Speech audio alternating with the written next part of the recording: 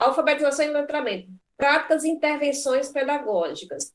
Né? Porque como eu coloquei intervenções pedagógicas, porque dentro da perspectiva, né, discursiva, dentro da psicogênia, a gente fala de intervenções pedagógicas.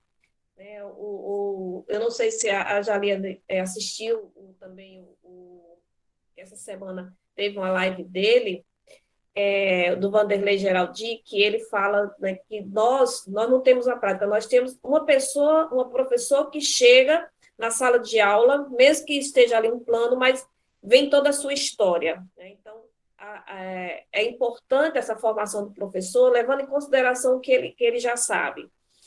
E no o segundo slide, trago a alfabetização, além de todos os aspectos da heterogeneidade, todos nós sabemos, né, que não existe sala de aula em que todas as crianças estejam no mesmo nível de conhecimento sobre a leitura e a escrita. Isso foi uma prática lá na década de 70, por exemplo, quando eu fui aluna de alfabetização, existiam as salas A, B e C, né? Eu acho que até falei isso na outra live. Então, as crianças da turma A eram aquelas crianças que já sabiam algumas coisas, muitas coisas de alfabetização, de leitura e escrita. A turma B era aquelas mais ou menos, e a turma C era aquelas que não sabiam nada, né? Diziam que não sabiam nada. Então, isso mudou, graças a Deus mudou, né? Principalmente com o advento, né, das teorias da psicogênese, da teoria da sociodiscursiva, que hoje já se entende que não existe uma turma, né, que estejam todas no mesmo nível de alfabetização. E que as crianças, e uma coisa da psicogênese que é muito interessante, é que veio também falar, as crianças aprendem umas com as outras. Isso é muito importante. Isso eu vou até falar quando a gente estiver falando de prática. Então, além de reconhecer essa questão da heterogeneidade, né, das salas, para atender essa necessidade de aprendizagem, é preciso levar em conta também as diferentes hipóteses de escrita e o nível de aprendizagem que se encontra os alunos. Para isso, precisamos elaborar e produzir uma prática educativa baseada em diferentes estratégias que envolvam a todos. Mas antes, precisamos identificar o que as crianças sabem sobre a escrita. Então, a primeira coisa que nós fazemos, né, na prática é saber o que as crianças sabem sobre a leitura e a escrita. A primeira atividade que precisa fazer dentro de uma sala de alfabetização no início do ano, que é aquele diagnóstico que se fala, e o diagnóstico da leitura e da escrita. Eu acho que a Emília Ferreira traz uma grande contribuição, né, que ela vai dizer que isso é preciso fazer, apesar que ela fez no laboratório, né, com crianças, como eu falei na outra aula, com crianças individualmente, mas isso pode ser feito, né, dentro da sala de aula. E aí a gente pode até tirar um encontro só para eu falar como é que se faz isso.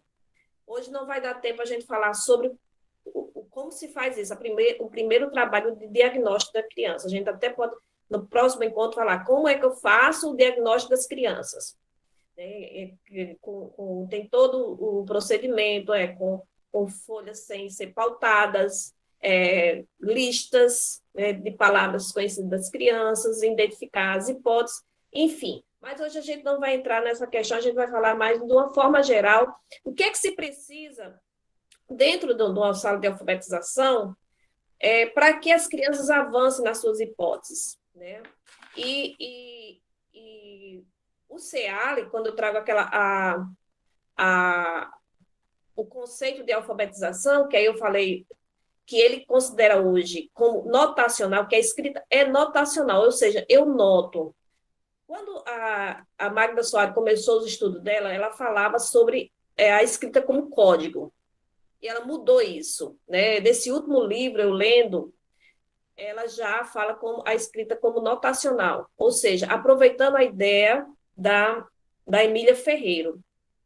E hoje eu vou falar um pouco da Emília Ferreiro.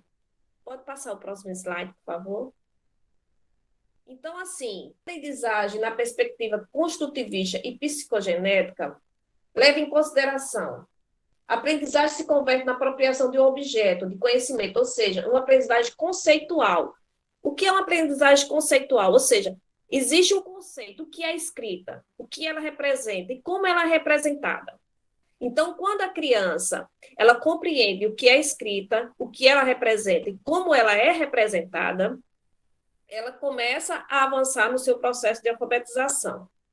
Então, por isso é que ela é conceitual, né?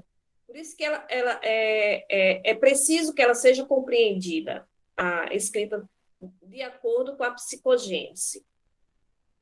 A aprendizagem envolve também um processo, os aspectos gráficos, memorização, discriminação visual e auditiva, mas não são os únicos. Aí, quando a gente começa a falar que a criança ela precisa compreender o que é escrita, que a gente faz as críticas, né, daquela questão de memorizar, de cobrir letrinhas, de identificar uma letra e outra. As pessoas, no início, quando a gente começou a estudar isso, muitos professores diziam assim, então a gente vai ter que abolir tudo isso, a gente não pode mais ensinar o alfabeto às crianças, as crianças não precisam mais memorizar o alfabeto. Não é isso. A gente precisa que as crianças memorizem, né? A letra A tem uma grafia, ela tem um som, ela tem dentro do alfabeto ela tem um lugar. Então, tudo isso é preciso que as crianças aprendam.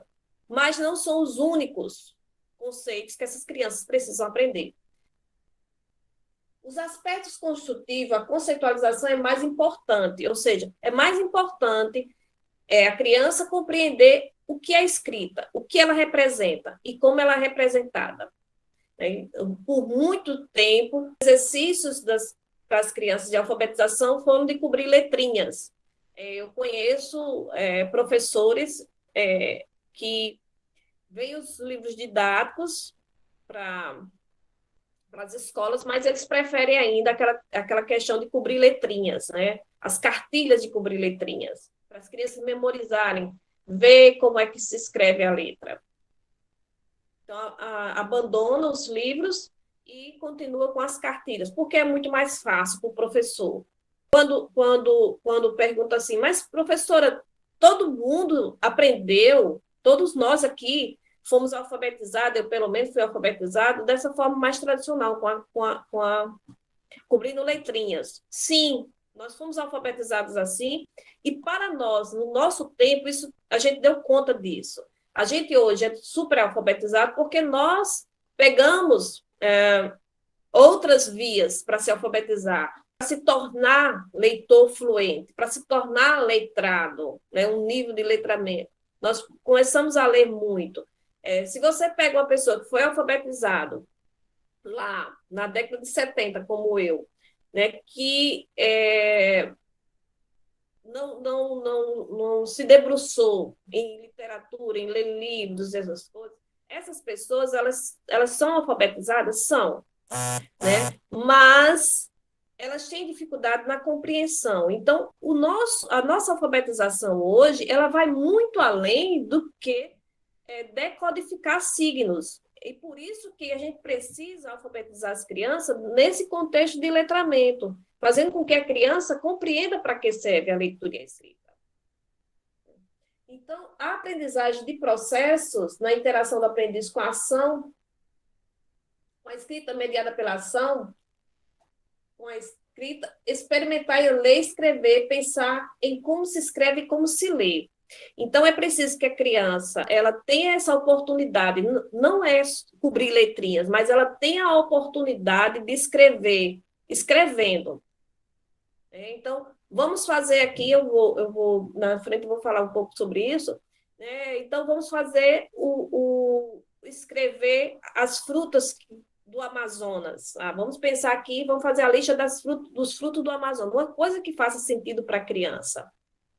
Então, vamos aqui escrever o nome das frutas, a mangaba, o açaí. Então, fazer uma lista com as crianças sobre as coisas que fazem parte da rotina delas. E também, assim, são coisas significativas e que fazem essas crianças pensarem, para que serve a escrita? A escrita serve para a gente nomear as coisas. O açaí tem um nome. Então, Vamos fazer também aqui o rol das compras de casa. Então, tudo isso leva a criança a pensar sobre o que é escrita.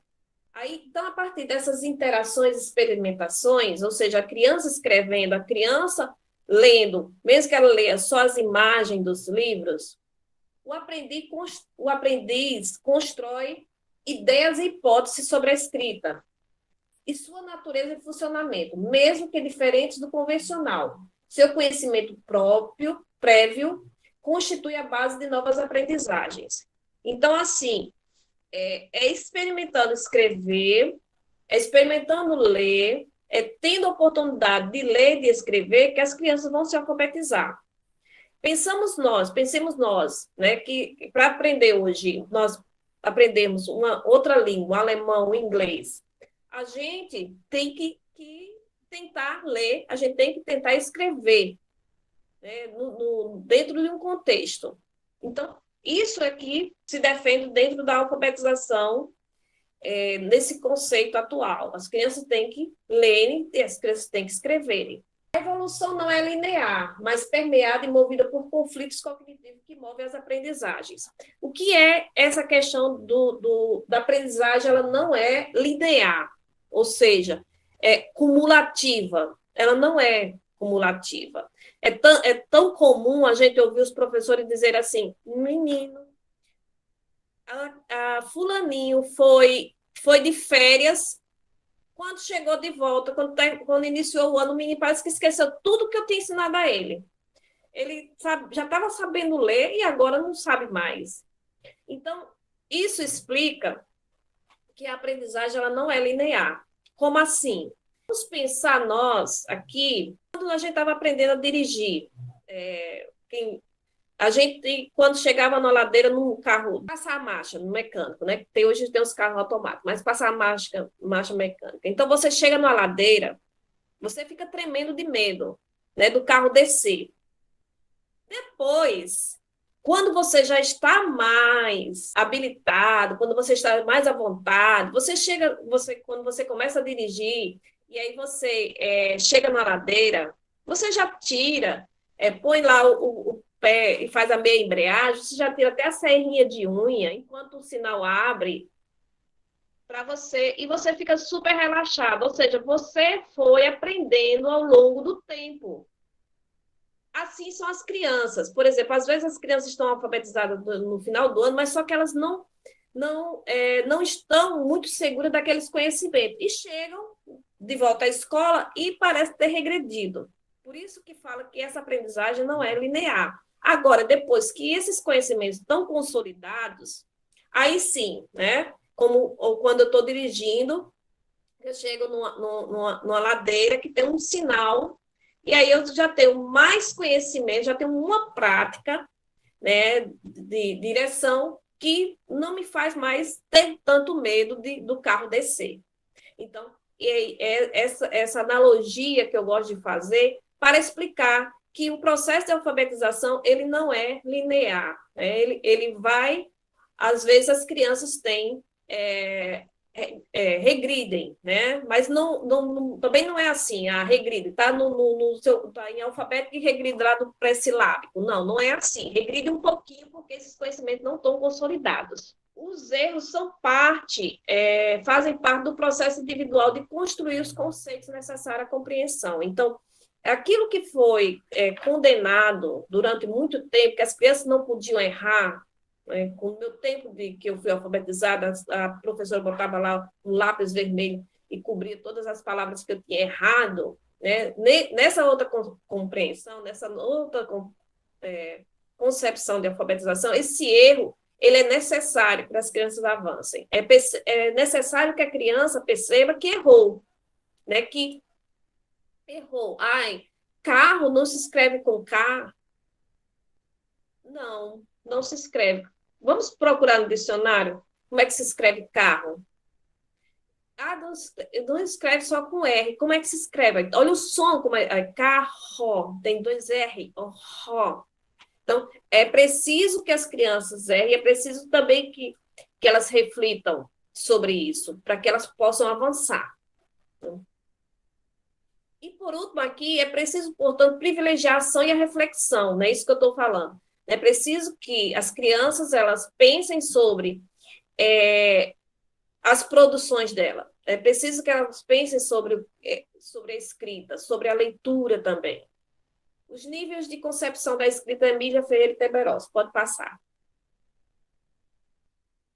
Então, aqui, esse esqueminha, eu fiz ele até no período do mestrado, né, com a ajuda da minha orientadora. Então, tem um livro que a Emília Ferreira tem muitos livros, né? Tem aquele calhamaço, que é sobre a psicogênia, que tem o nome Psicogênia da Língua Escrita, da tradução brasileira, mas o livro que eu mais gosto dela é esse aqui, Como as Crianças Constroem a Leitura e a Escrita, Perspectivas Piagetiana. Ela tem um capítulo nesse livro que ela faz o resumo de toda a teoria dela. Né? No lugar de você ler aquele calhamaço, que eu li aquele calhamaço, mas depois é que eu descobri esse livro, que ele saiu no Brasil em 95, então ela faz um resumo muito didático, né? Nesse livro aqui.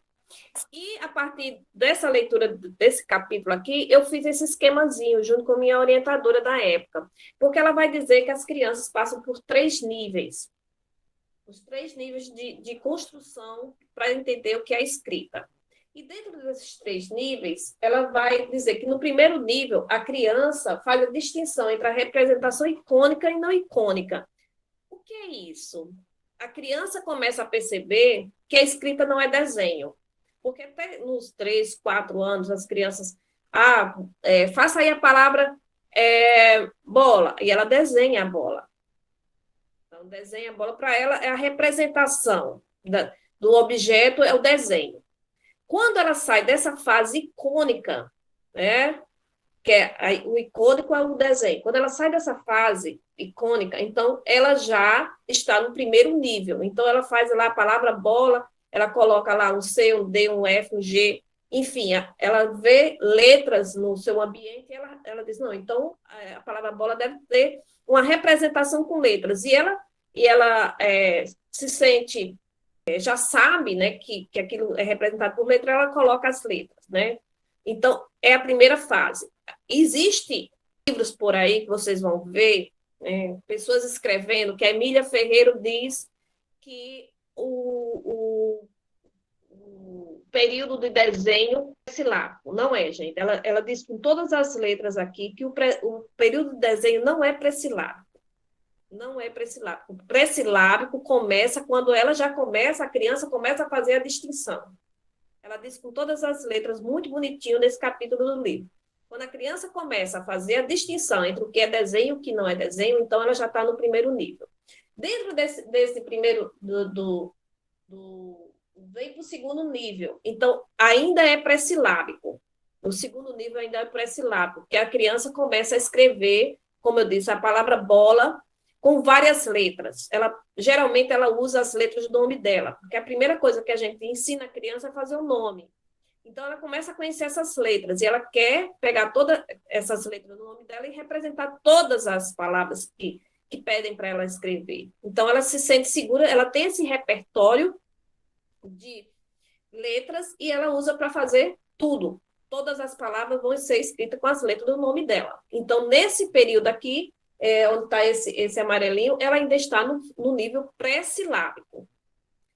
Aí vem depois para o segundo nível, vem para o terceiro nível, porque dentro do terceiro nível, aí eu vou explicar mais na frente, até pode já passar, dentro desse terceiro nível, a gente vai ter vamos ter a hipótese silábica, a silábica alfabética e a alfabética. Como eu dizia antes, daqui eu vou falar bem rápido, o primeiro nível, que é a pré-silábica, as crianças não fazem ainda, não têm a compreensão ainda, né, que a escrita está relacionada com a pauta sonora da palavra, ou seja, ela não faz nenhuma distinção disso ainda, ela não compreende isso ainda. Ela faz a distinção entre a representação icônica e não icônica, como eu falei, e consideração de cadeias, sequências de letras, pseudoletras. Elas podem até, dentro dessa tentativa de escrever letras, inventar letras. É muito comum as crianças inventarem letras dentro desse período pré-silábico. Então, dentro desse segundo nível, desse livro, ela trata sobre os níveis quantitativo e qualitativo. Ela, em outros livros dela, ela vai falar interfigural e interfigural, mas é a mesma coisa, só que ela muda o nome às vezes. Ou às vezes pode ser até problemas de tradução, né? Mas eu já percebi isso. Mas dizem a mesma coisa. O que é uma criança que está na fase pré-silábica e no nível quantitativo, ou seja, essa hipótese ela tem a quantidade mínima de caracteres. Critério estabelecido pelo alfabetizando para considerar um nome legível.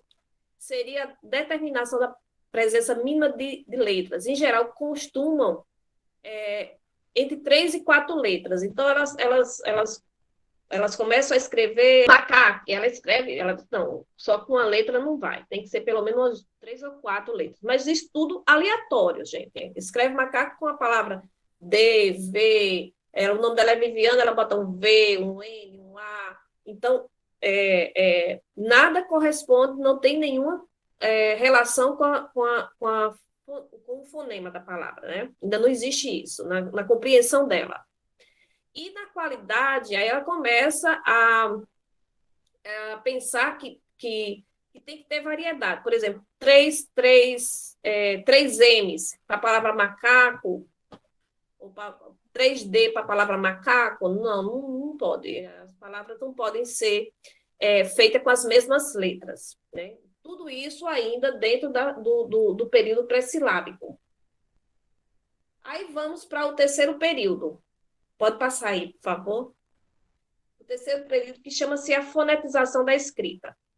Dentro desse terceiro período, considerado o período mais importante nesse processo de alfabetização das crianças. A criança começa a prestar atenção às propriedades sonoras do significante da palavra ser representada. Ou seja, faz relação entre a escrita e o som da palavra. Para escrever, é preciso representar os sons com as letras. Então, a Emília Ferreira vai dizer que esse é o momento mais importante de todo o processo de alfabetização da criança, né? Como ela se baseia na teoria do Piaget, ela vai dizer que é um salto qualitativo, né? Como o Piaget fala das fases da criança, ela vai dizer que esse período aí é o mais importante, porque é o período que a criança começa a fazer essa relação, que existe a escrita é a representação da fala. Aí, dentro desse período, pode passar aí nós temos o momento silábico alfabético e o alfabético. Pode passar? Na hipótese silábica, gente. O que é a hipótese silábica? É a ideia de que, para escrever, é preciso corresponder às letras, sinais gráficos, aos segmentos sonoros, partes de sons reconhecidos na emissão oral. O som da sílaba, uma letra para cada sílaba, escrita com contradições entre as exigências de quantidade mínima de letras e as escritas dos adultos ou alfabetizados. Então, nesse momento, que é o momento mais importante, né, segundo a Emília Ferreira, quando a criança começa, ela entende. Agora eu entendi. Agora eu sei que a escrita é a representação da fala. Só que nesse momento, pode passar o próximo slide. Aí nós temos duas situações. Aqui, essa escritazinha, gente, é de um aluno meu. Foi das últimas escritas que eu peguei, guardei, que eu adorava, amava ver esses avanços das crianças. E aí tem duas escritas de hipótese silábica. Uma com valor sonoro e outra sem o valor sonoro. Por exemplo, a palavra mariposa. A criança escreve O-A-B-S. Ela está no período silábico? Está. Ela já sabe, já compreende que a escrita é a pauta sonora é a representação da pauta sonora. Por exemplo, aí tem um A, aí mariposa. Aí vocês vão dizer, mas professora, ela não fez nenhuma relação. Ela fez uma relação, sim. Ela pensou, para cada letra para cada som, na verdade, para cada som, eu boto uma letra. Por isso que mariposa tem 4 letras, mesmo sem um valor sonoro. Diferente desse outro. Por exemplo, na palavra formiga, que essa segunda palavra não tem foa, a criança aí já faz a correspondência. Formiga, for, aí, miga, 3 letras. Então, formiga, eu abro a boca 3 vezes, então tem 3 palavras. A quarta palavra aí é elefante. Então, elefante. Então, tem 4 letras. Então, ela já percebe o som da palavra e representa, como na palavra formiga, F, a formiga. Então, eu vou colocar um F. Aí, for, mi. Aí, algumas crianças já fazem assim, botam um F, um I e um A para a palavra formiga. Então, desse período sem valor sonoro para o valor sonoro, isso já é um avanço que a criança fez. A princípio, ela só entendeu que representava pauta sonora. Nesse outro momento, ela já percebeu que existe a pauta sonora e o som da letra. Aí vamos para o período silábico alfabético. No próximo slide. Nesse período, gente, a criança começa a perceber que a sílaba é reanalisável. Ou seja, que há partes menores de som que a compõem, que é preciso mais letra e outras qualidades para escrever e representar o segmento sonoro da palavra. Ou seja, nesse momento, ela estava lá no silábico, aí o professor diz assim, peraí, você escreveu formiga, um F, um O e um A, mas vamos observar. Olha, ga. Você não acha que tem mais letras nessa palavra? Né? Então, fazer com que a criança pense sobre isso, e aí ela começa a analisar. Por isso que fala que é reanalisável. Né? Então, ela precisa compreender que existem outras letras para representar uma pauta sonora. Como aí a palavra casa. Casa já está bem, já está alfabético, né? Mas formiga, olha a palavra formiga aí no segundo, que é um F, um M, um I, H. Aí coloca um H, um I e um A. Olha que lindinho. Né? Porque quando ela pensa, reanalisar, porque ela pensa assim, peraí, formiga, H. Ela lembra que a letra H, né, tem H. Então, por isso que ela representa um H aí. E o uso simultâneo das hipóteses silábica e alfabética. Por que se chama silábica alfabética? Porque uma hora ela está silábica, outra hora ela vai estar alfabética, como a palavra formiga. Para for, ela só botou um F. Aí mi, ela já botou um M e um I. Então, ela está numa transição entre a fase anterior, que era a silábica, que ela escrevia uma letra para cada sílaba, né, o que marca a fase anterior é que é uma letra para cada sílaba. E está já reconhecendo que existem palavras, né, que são representadas, sílabas que são representadas por mais letras. Então, ela está nessa transição. Na próxima fase, o alfabeto pode passar. Aí nós temos uma criança já alfabética. Né? O que marca essa fase, né?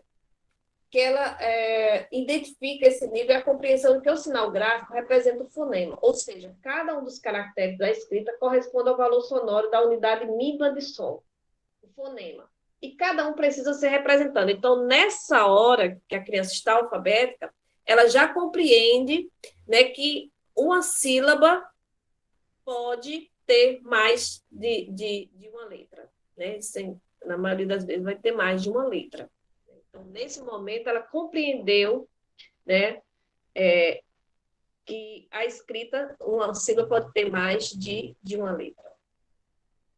Mas esse período, gente, não quer dizer, pode passar o próximo slide, não quer dizer que as crianças já sabem de tudo. porque nem nós sabemos de tudo. Nascidos e criados dentro da língua portuguesa, nós temos ainda alguns questionamentos sobre a escrita, né? Quantas vezes a gente vai escrever uma palavra e fica assim, meu Deus, essa palavra é com S, é com SS?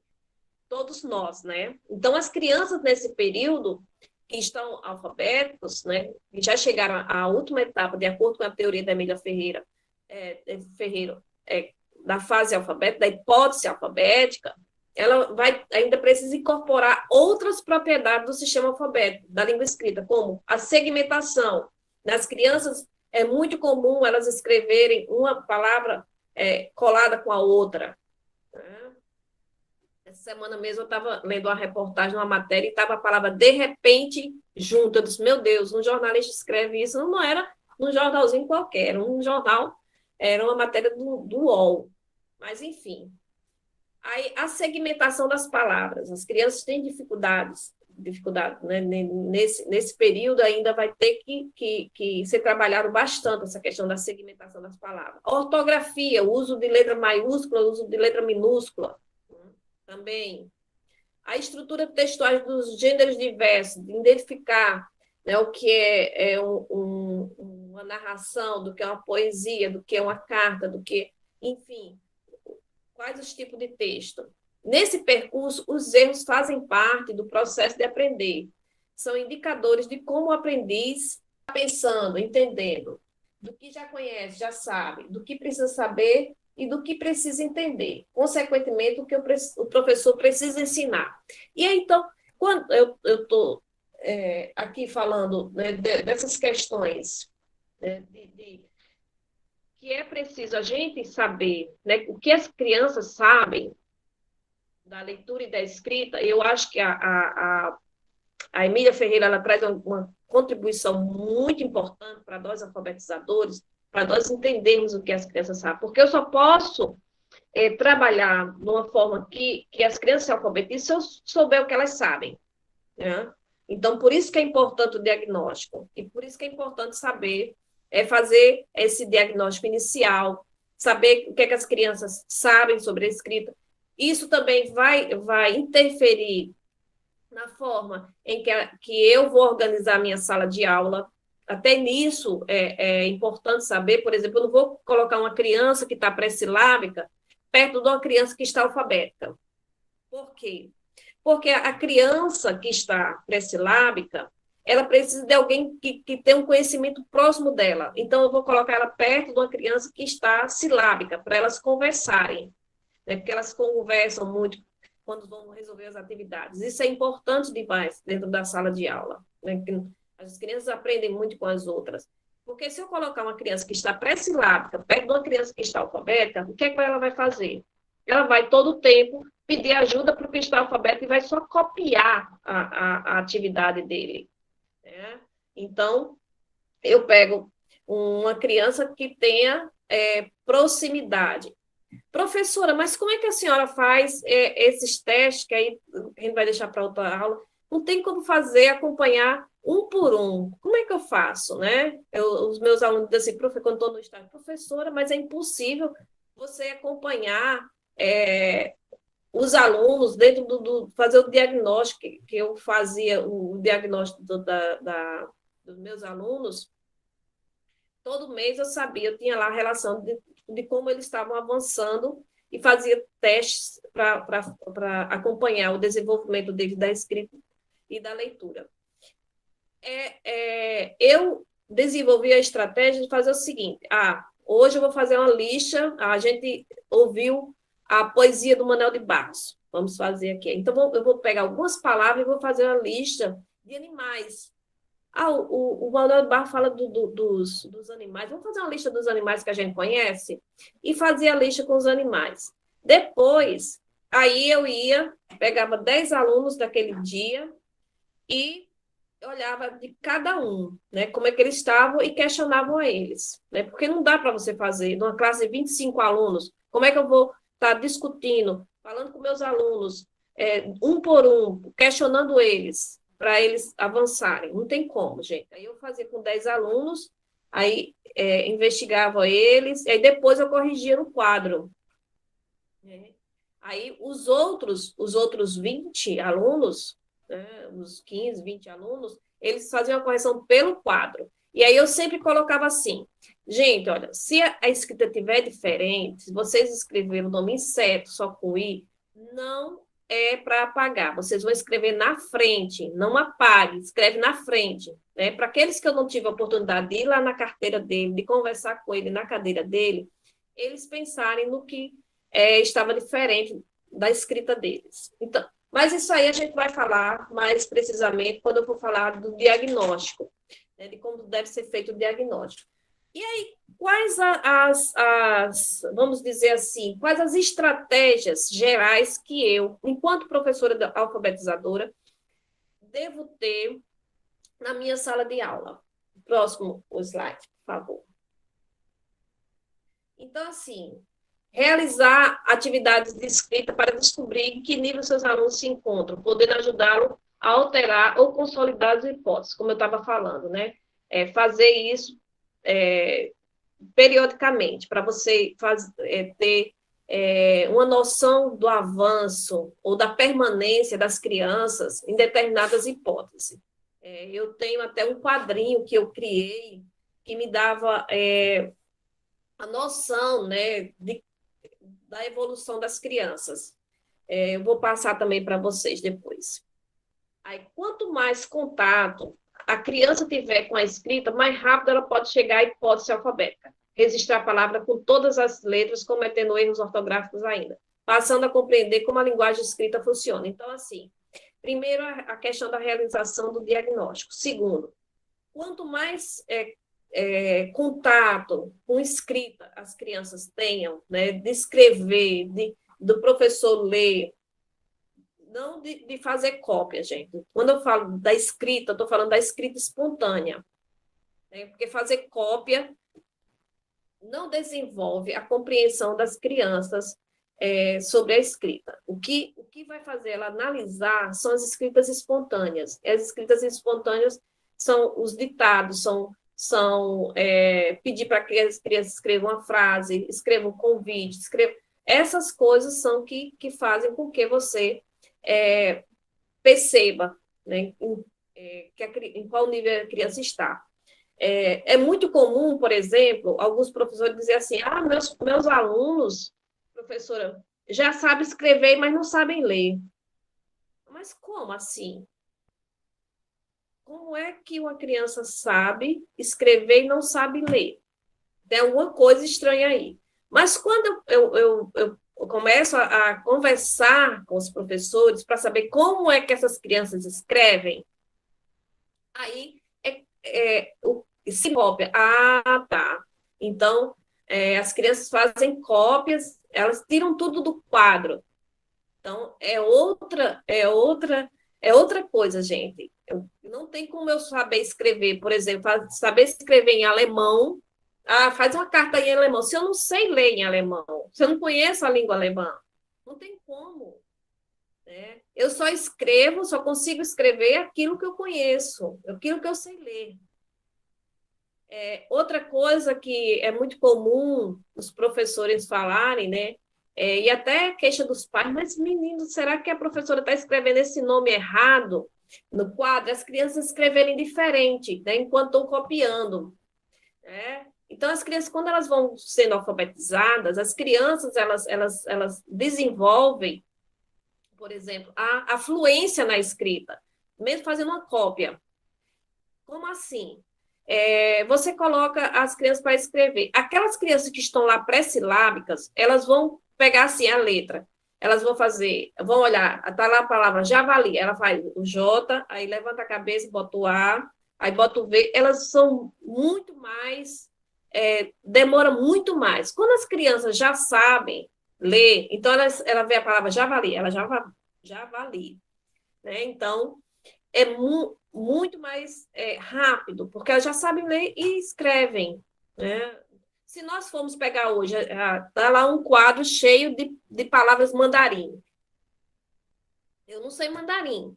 Eu ia levar um tempão para desenhar todas aquelas letras, porque eu não sei.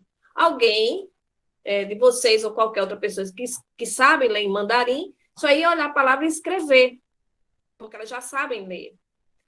Então, tem isso também. As crianças, às vezes, escrevem palavras diferentes, porque para as crianças que estão pré-silâmicas, elas levam muito mais tempo. É por isso que, às vezes, os professores reclamam, eu passo uma atividade no quadro, e aí tem um grupo de alunos que não conseguem acompanhar, demoram, e outros que terminam, e o que é que eu faço com esses alunos, meu Deus do céu? Mas porque esses pré-silábicos, eles precisam de mais tempo. E aí a gente vai falar um pouco sobre isso agora no final. O próximo slide.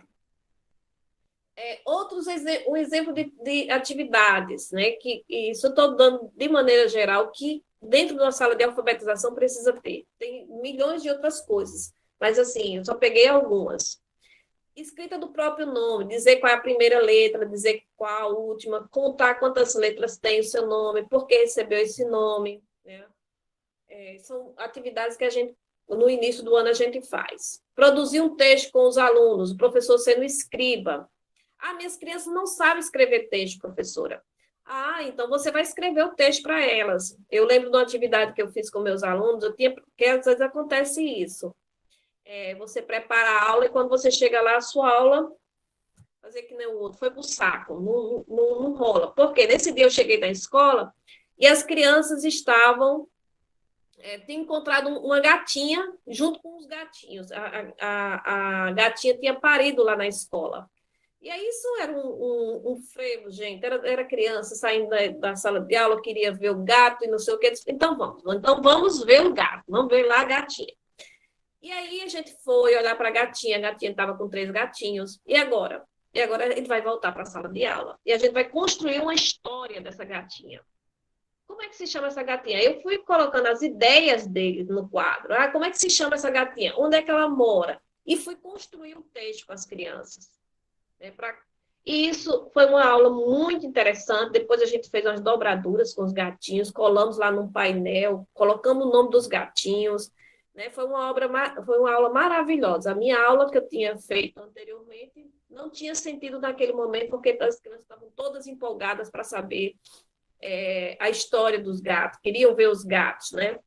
Mas eu aproveitei aquela oportunidade, né, de construir um texto com as crianças. Isso é importante para que as crianças criem, compreendam como se faz um texto, né? Sim, aí elas vão dizendo, eu vou escrevendo, mas essa ideia está legal? Não, eu acho que a gente poderia melhorar nisso. Você vai ouvindo a história, você vai escrevendo a história. Isso eu estou ensinando meus alunos como escrever um texto. E também tem a questão da escrita espontânea, como eu falei anteriormente, né? Lixa com nome de frutas, lendas, brinquedos, comidas, compras. Sempre trazer essa escrita, que é a mais fácil para as crianças fazer as listas, que a gente chamava de ditado, né?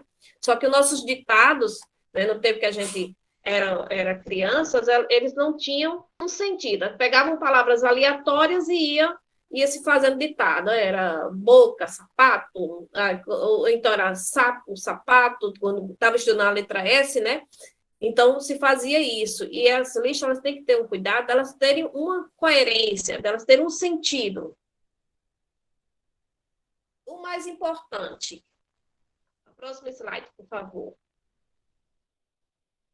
O mais importante, ler todos os dias para as crianças. Incentivar a leitura. Compreender que para o educando desenvolver a escrita, ela precisa ser incentivada, estimulada e ter diante dele bastante material como livros, revistas, jornais, bulas de remédio, cartazes, rótulos. Quanto mais coisas, né, de escrita tiver, oportunidade de ter acesso, melhor. E em relação à leitura, vocês podem dizer, professora, mas eu não tenho livros. Mas nossas escolas, pelo menos as de Humaitá, nossas escolas são riquíssimas. Nossas bibliotecas, essas bibliotecas que eu tenho visitado nas escolas de Humaitá, é impressionante o acervo, quanto ele é bom. Mas o que acontece na maioria das vezes, gente? Esses livros, eles são encaixotados, esses livros vivem... eu já cheguei numa escola que os livros eram trancados, dentro de um lugar que tinha uma chave. Então, é preciso que essas crianças tenham acesso a essas coisas boas que as escolas oferecem, principalmente os livros. Ah, professora, aí eu ouvi uma professora de uma idade dizendo, mas professora, a senhora quer que eu leve meus alunos de 6, 7 anos para a biblioteca, vocês não sabem nem ler, professora. E eu digo, mas justamente por isso que você precisa levar as crianças para a biblioteca, justamente porque eles não sabem ler, para que eles comecem a folhear, fazer a leitura que é permitido naquele momento eles fazerem, né, de ler as histórias através das gravuras, e o professor pegar as crianças, olha aqui esse livro, olha como é interessante, vamos trabalhar esse livro, olha que imagem, aí fazer a leitura, pré-leitura, que desenho é esse? Quem é esse autor? O que é que vocês imaginam que tenham nesse livro? Então, é muito importante que todos os dias os professores leiam para as crianças. Esse, para mim, a dica principal, é o melhor conselho que pode existir. Leiam todos os dias para as crianças. Mesmo que seja uma leitura de leite, que a gente tem chamado de leitura de leite, uma leitura sem pretensão de explorar nada. Uma leitura só para a criança ouvir a poesia, ou a criança ouvir um conto, né? Ou faça leitura ou conte histórias também. É muito interessante contar histórias, né? Todos nós temos memórias de professores que contavam histórias. E esses é que parece que nos fazem, que a gente guarda com mais afetividade, a lembrança desses professores que contam histórias. Eu tive alguns professores que contavam histórias.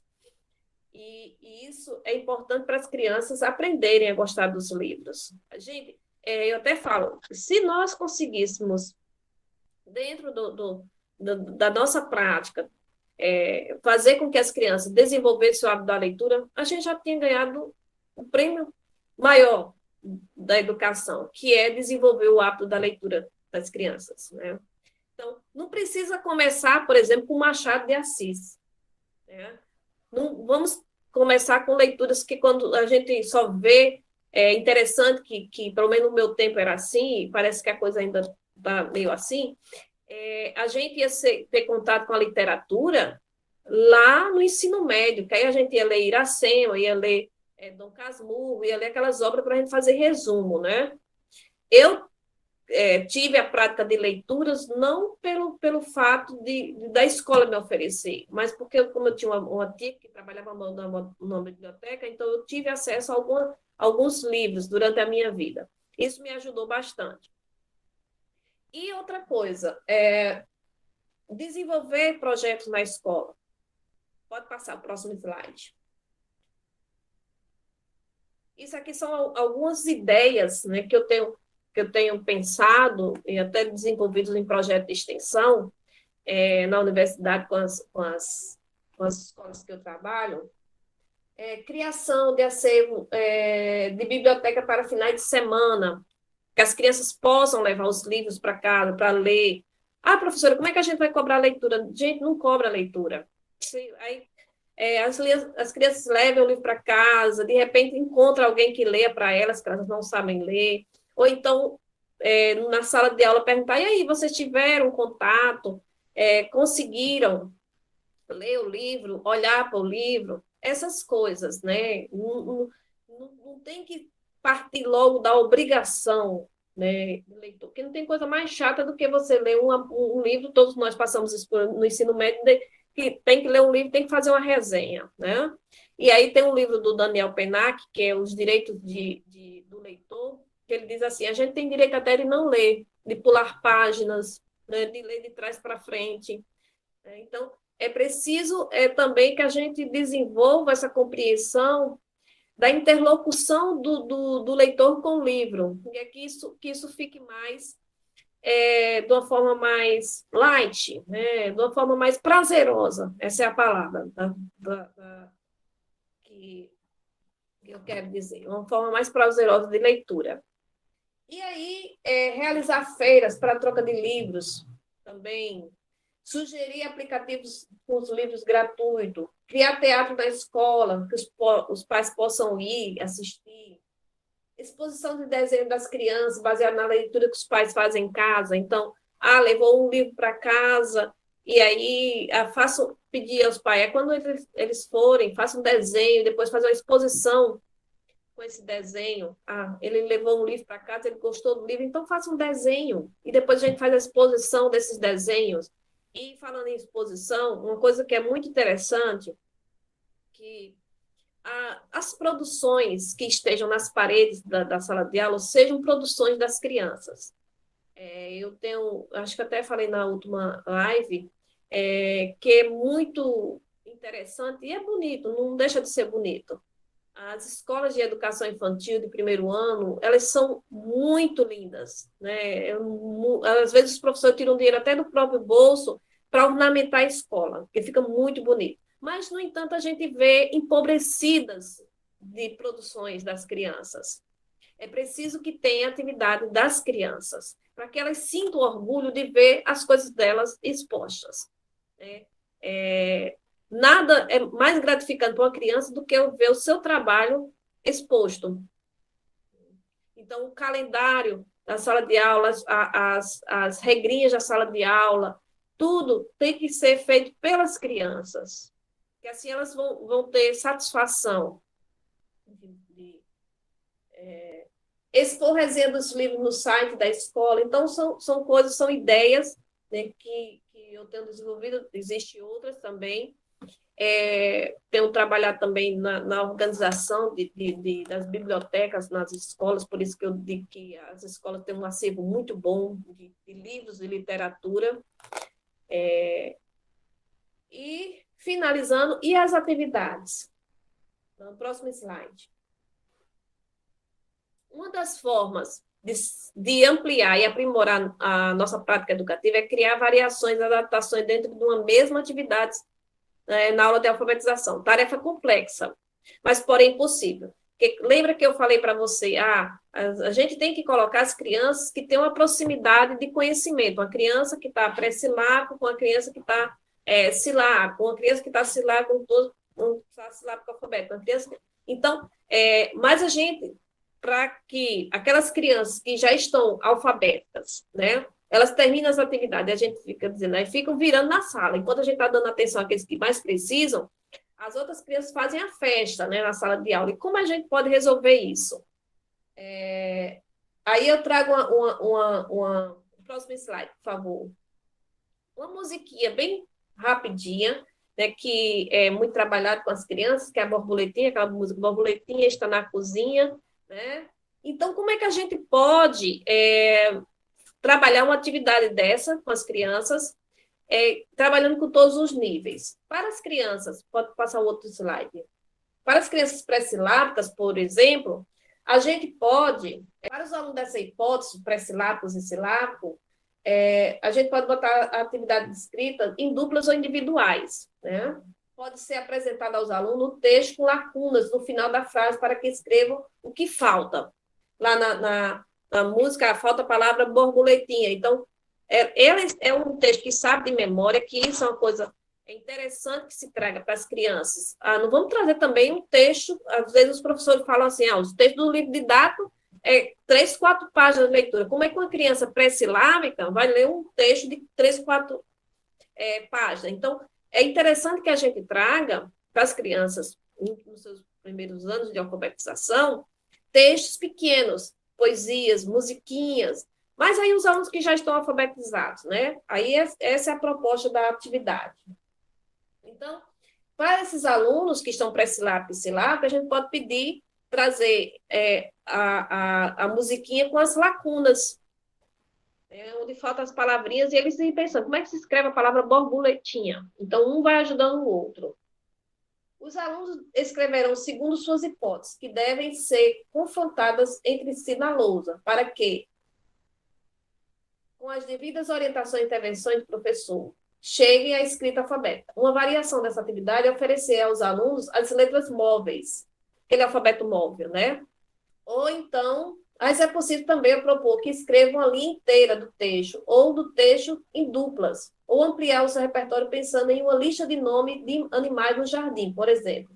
Para estes alunos, não tem sentido pedir que preencham, por exemplo, as vogais que faltam no texto. Afinal, quem está na hipótese silábica ainda escreve uma letra para cada sílaba, que pode ser uma vogal ou consoante, qualquer, ou uma das duas. Então, hipoteticamente, para ele não falta nada na palavra da lacuna. Então, é interessante que peça para colocar a palavra para as crianças que estão silábicas, estão pré-silábicas, e que essas atividades é interessante que sejam em dupla, para que elas discutam, e depois o professor faz a correção do quadro. E para as crianças alfabéticas, o próximo slide. Para esses alunos, as atividades acima não oferecem nenhum desafio, né? As crianças iam terminar e iam fazer a festa dentro da sala de aula. Então, é interessante que, para essas crianças, o ideal é propor a escrita alfabética individual do texto de memória. Então, vamos, então, escrever. Aqui eu vou trazer para as crianças, faltando palavras, para as crianças silábicas e silábica alfabética e pré-silábica, para pré-silábica e silábica, faltando palavras, para elas responderem dúvida. Para vocês vão escrever o texto. Então, pode-se ampliar a atividade para a escrita de uma ficha técnica a partir do texto informativo de atividades da leitura. Ou outra proposta é que eles escrevam sozinhos, o que sabem sobre a borboleta do texto. Então, vocês vão escrever um texto sobre a borboleta.